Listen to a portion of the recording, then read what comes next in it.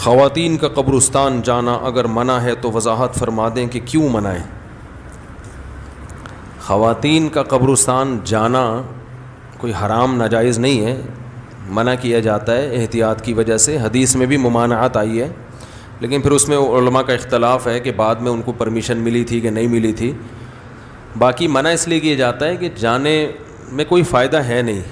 قبرستان ایک ایسی جگہ ہے جہاں انسان جاتا ہے تو آخرت کی یاد تازہ ہوتی ہے، وہاں بھی اگر خواتین پہنچ جائیں گی تو جو قبرستان جا کے آخرت کو یاد تازہ کریں گے وہ بجائے آخرت کے دوسری چیزوں میں، جیسے بازار کا ماحول ہوتا ہے نا، تو وہ والا ماحول بن جائے گا وہاں پہ۔ خواتین کو کنٹرول کرنا بہت مشکل ہے کہ پردے کی وہ قبرستان بھی لپسٹک لگا کے جائیں گی، میک اپ کر کے جائیں گی، یہ ہوگا کہ نہیں ہوگا؟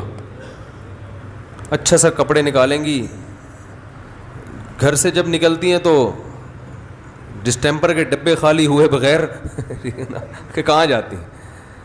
تو یہ قبرستان کے آداب جو ہے نا اس پر عمل نہیں کر سکتی، چندے کر لیتی ہیں لیکن میجورٹی کی بات ہوتی ہے نا، یہ نہیں کریں گی۔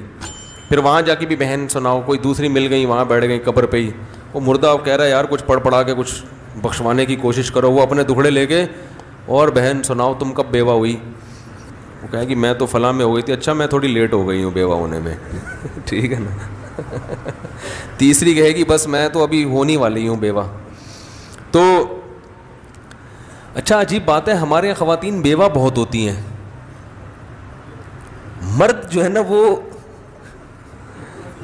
جو آئی ڈی کارڈ میں لکھا ہوتا ہے نا رنڈوال کا لفظ کہتے ہیں جو بیوہ کی اپوزٹ ہو نا، تو مرد رنڈوے کم ہوتے ہیں، بیوہ میں نے کہتا ہوں کہ یار یہ پہلے اپنے میاں کو قبرستان پہنچاتی ہیں ٹھیک ہے، تو اس کے بعد یہ اسی راہ پہ سفر شروع کرتی ہیں۔ چند مہینے پہلے نا ایک خاتون آئی ملنے کے لیے،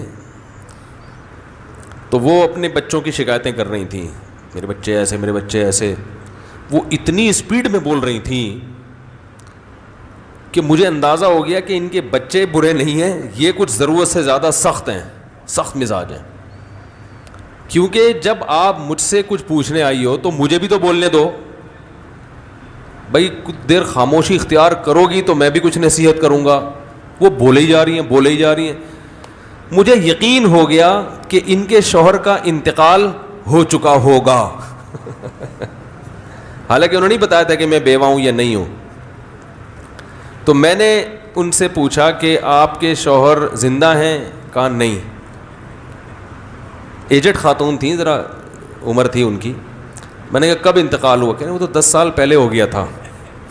تو میں نے کہا یار 15 سال پھر بھی انہوں نے نکال لیے، بڑی بات۔ شادی کو جو ٹائم ہوا تھا نا، تو میں ان سے کہنے والا تھا کہ وہ تو مجھے پہلے ہی پتا تھا کہ ان کا انتقال ہو چکا ہوگا، وہ تو میں ویسے ہی آپ کی زبان سے اگلوانا چاہ رہا تھا، کیونکہ جو ان کا اسٹائل تھا نا بات کرنے کا، مجھے اندازہ ہوا کہ اگر آدھا گھنٹہ یہ مزید بیٹھی تو میرا انتقال ہو جائے گا، تو شوہر نے 8-10 سال کیسے برداشت کیا ہوگا؟ آپ اندازہ لگاؤ یار، ہے مجھ سے آدھا گھنٹہ یہ برداشت نہیں ہو رہی ہے، تو شوہر نے 10 سال کیسے برداشت کیا ہوگا؟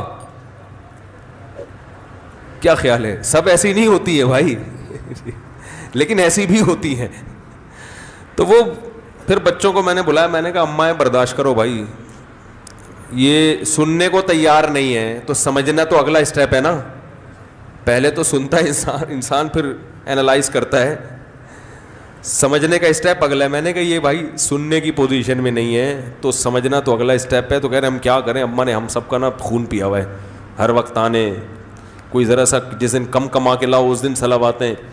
تو میں نے کہا برداشت، اماں کے سامنے تو زبان نہیں چلا سکتا۔ میں نے کہا بس سن لیا کرو یار بیٹھ کے، اور کوئی حل نہیں ہے اس میں۔